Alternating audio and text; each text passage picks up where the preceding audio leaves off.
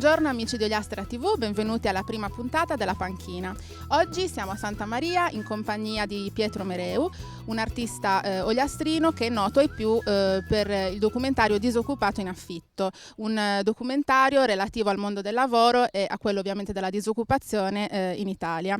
Quindi Pietro, partiamo proprio da qui con la nostra chiacchierata. Disoccupato in affitto, come è nata l'idea e come si è sviluppata? Ti ringrazio per avermi definito artista. Sono un creativo, ho lavorato in televisione per tanti anni. Disoccupato in affitto nasce proprio dal fatto che sono rimasto senza lavoro. Ero a Roma, inizialmente mi è venuta l'idea di andare a vendermi all'interno di un negozio di mobili, poi invece confrontandomi con Luca Merloni, che è anche il regista e coautore del documentario, ci è sembrato più logico fare un giro d'Italia. Inizialmente doveva essere, come detto prima, un format televisivo, ma sia Freccero che Gori non l'hanno voluto perché sono i personaggi più importanti che l'hanno visionato. Gori ha anche risposto via mail, inizialmente era interessato. È nato così, quindi è nato da una provocazione mista alla vera condizione. Il mio vero obiettivo non era trovare un lavoro, perché non trovi un lavoro girando con un cartellone. Il mio tentativo è stato quello di parlare di disoccupazione in un modo diverso. Ne vedi 200.000 trasmissioni dove c'è il Vox Populi, cioè tu fermi e dici cosa pensa lei della disoccupazione, cosa pensa lei della disoccupazione, però diciamo che c'è una forma di aggressività perché c'è una camera alta, una giornalista col microfono, mentre invece io ero proprio uno, cioè, spogliato di tutto, dice io sono un barbone, sono un disoccupato e quindi in un certo senso mettevo le persone a proprio agio, quindi si sentivano quasi coinvolte nella mia situazione. E poi Luca Merloni teneva la camera bassa dando un taglio diverso, infatti l'immagine è molto sporca. Si lasciano anche andare di più poi fra l'altro nei commenti. Molto, certo. Ascolta, quindi hai girato l'Italia da Milano a Napoli fondamentalmente. Sì. Quali differenze hai notato, ad esempio, fra nord e sud riguardo al problema? La differenza principale è che al sud c'è un'abitudine, c'è la famosa arte d'arrangiarsi, soprattutto a Napoli, mentre al nord quando ti vedevano con un cartello c'era molta più paura. Cioè dicevano sta cambiando qualcosa, già 2 anni fa, mi immagino farlo oggi cosa sarebbe. Ascolta, abbiamo accennato al fatto che Disoccupato in affitto è iniziato a prendere parecchia visibilità ultimamente, quindi ha trovato spazio nei telegiornali nazionali, molti giornali, riviste, eccetera. Sì, Corriere.it, Sky. Sì, ho visto numerosi. Sì. E questo cosa ha cambiato nel tuo lavoro e nella tua vita, questa nuova visibilità? Ma ha cambiato che adesso se chiamo diciamo dei dirigenti RAI piuttosto che dei politici non mi chiudono la porta in faccia, mi danno la possibilità di proporre determinate cose. Ho fatto già vari colloqui, vedremo. Forse potrei anticipare un reportage sulla crisi in Sardegna, dico solo questo perché questo diciamo è quello nella fase più avanzata. E questo allora per quanto riguarda i progetti lavorativi. Progetti di vita invece? Progetti di vita, mi sono appena sposato, no scherzo. No, progetti di vita non lo so, molto probabilmente lascerò la Sardegna a settembre e ritornerò Mi riferivo a proprio Roma. a questo. Ah, Roma, perché Forse a c'era Roma. nell'aria un trasferimento all'estero da quello che ho letto. All'estero se andrò un brevissimo periodo, però molto probabilmente mi ritrasferirò su, chiaramente tornerò sempre in Sardegna perché comunque ho delle cose aperte. Io sono molto legato alla Sardegna, trovo che sia una terra molto bella, però il problema è che nelle zone piccole c'è poca circolazione di idee alcune volte, quindi più grande, più ampli il luogo, più c'è circolazione di idee e se una persona fa un determinato tipo di mestiere ha bisogno di essere stimolato continuamente. Proviamo a fare un salto un po' nel passato al Pietro Mereu bambino. Ci domandavamo, eri già così provocatorio, così creativo da piccolo e quando è che hai capito che nella tua vita avresti fatto un lavoro un po' diverso dai soliti?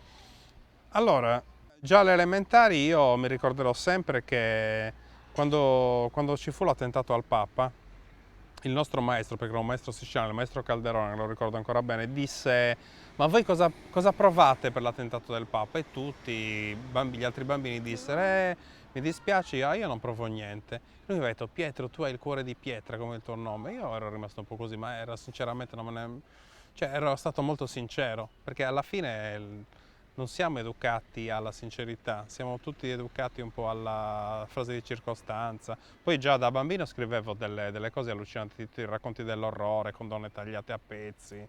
Sì. Hai paura? Tantissimo. C'è la conduttrice che ha paura di essere... Sì, sono terrorizzata. Devo dedurre che tu dell'artista abbia un'idea molto particolare. Vorrei sapere quale, fra l'altro, in questo mondo di presunti scrittori, presunti attori e così via. Ma l'artista secondo me è una persona, prima di tutto, che crea dei nuovi territori, cioè che batte delle strade che nessuno tocca. Io lo dico sempre, quando tutti ti dicono che un'idea non funziona, devi andare in fondo a quell'idea. Cioè a me disoccupati in affitto, i primi miei amici che mi vedono col cartellone, che poi sono uscite comunque delle notizie o lo sapevano, mi dicevano: ma perché non te ne torni a casa, smettila, ma è una cosa che non funziona, anche gente, anche familiari a me molto stretti. Ecco, stavo per chiederti quello, la tua famiglia come ha accettato in questi anni le tue scelte lavorative? Ma diciamo che mi hanno sostenuto anche, nel senso che mi hanno sostenuto economicamente, quello devo dare atto, nel senso che sono stato molto fortunato. Mi hanno dato un sostegno velato da non sostegno, nel senso che loro mi dicevano: ma trovati un lavoro normale, però sotto sotto so e sapevo che comunque con altre persone parlavano bene di me, dicevano, erano contenti. È una cosa che a me ha fatto molto piacere, è una cosa molto intima che vi racconto, è il fatto che mio padre si sia commosso durante la proiezione di Disoccupati in affitto. Quindi, vabbè, il mestiere dell'artista, del creativo è sicuramente difficile. In un momento come questo forse lo è anche di più. Cosa consigli ai ragazzi che vorrebbero fare questo? È difficile, ma al contempo è facile, perché io sono uscito dall'anonimato, possiamo dire, e non mi reputo famoso. Ho avuto un po' di popolarità. Può essere un buon inizio per fare altre cose, non è che mi vanto di... la popolarità ti aiuta. Ho avuto questa intuizione nel periodo più buio della mia vita, dal punto di vista lavorativo. Avevo perso un lavoro, avevo pochi soldi, vivevo a Roma e ho fatto una cosa estrema. Non solo io ho un mio carissimo amico che si chiama Juan Diego Puerta Lopez, è un regista di teatro molto affermato adesso, lavora con Santa Maria, con grossi nomi, e anche lui mi ha raccontato che il suo spettacolo più bello, che si chiama Carne, che partecipò al Festival di Spoleto, fu quello che fece lui quando non aveva proprio niente, quando aveva finito tutto. Quindi è una cosa molto tipica degli artisti o dei creativi in genere. Ma poi secondo me creativo non è solo chi fa delle cose artistiche o legate alla comunicazione. Si può essere creativi in tante cose, si può essere creativi cucinando, si può essere creativi scrivendo, cioè ci sono 200.000... Una cosa a proposito dell'arte che tu mi chiedevi prima è che se leggi, a me interessano molto le biografie dei grandi artisti. Quando tu leggi, che ne so, la biografia di Van Gogh, di Andy Warhol, lui diventò molto ricco e famoso e disse: fare denaro diciamo, è una forma d'arte. Mentre Van Gogh ha gli antipodi, grandissimo, anche lui forse anche più grande, che morì povero. È molto interessante leggere anche la storia di Mozart, di tutti questi grandi artisti, perché quando tu incontri un grande artista ti rendi conto di come sia diverso da tutti quelli che si professano. Già di definirsi artisti non è essere artisti, secondo me. Ho portato un libro di uno che secondo me è un genio, Roberto Bolagno, 2666. Sono come se fossero cinque romanzi, tutti intrecciati tra di loro. Veramente geniale. Quando tu scopri, come quando leggi Borges oppure leggi Stendhal, cioè ti rendi conto che qua sei di fronte a un genio. Lui tra l'altro è morto giovanissimo, a 54 anni. Io ho anche conosciuto un suo caro amico, ho avuto la fortuna. Che mi ha parlato di lui, del fatto che lui fosse esule, che andò via durante la dittatura di Pinochet a vivere tra Parigi e poi gli Stati Uniti. Molto avvincente, lo consiglio a tutti. Cioè, io ho portato un libro perché per me la letteratura è importante, cioè io senza i libri non sarei quello che sono ora. Ok, passiamo a quelle che saranno poi le domande standard della nostra panchina. La prima che ti pongo è questa, cioè un'esperienza della tua vita, e ne hai avute parecchie molto particolari, che però ti senti di consigliare. Una delle esperienze più forti che ho avuto è particolare è stato il Vipassana. Il Vipassana è un tipo di meditazione trascendentale indiana, dove tu rimani per 10, inizi con questo step, 10 giorni, il corso di formazione per apprendere queste tecniche, sono 10 giorni in assoluto silenzio a imparare questa tecnica. Tremendo per te. È molto duro. Al quarto giorno sono stato, poi ci sono delle famose tempeste, sei tu e non puoi avere niente, né cellulare, né libri, né giornali. Prossima domanda, il momento più imbarazzante della tua vita o della tua carriera, insomma. Carriera, vita, è più imbarazzante. Vabbè. Ah sì, ce l'ho. Ok. Una volta ho fatto una gaffe molto pesante perché a una persona di origine ebraica, un mio amico, tanti anni fa gli avevo detto dai vieni che andiamo a mangiare un maialetto a casa mia. Allora, invece un momento particolarmente bello della tua carriera e della tua vita. Un momento particolarmente bello della mia carriera è quando ho visto una persona in televisione che diceva le mie battute ed era Silvio Lubamba da Chiambretti.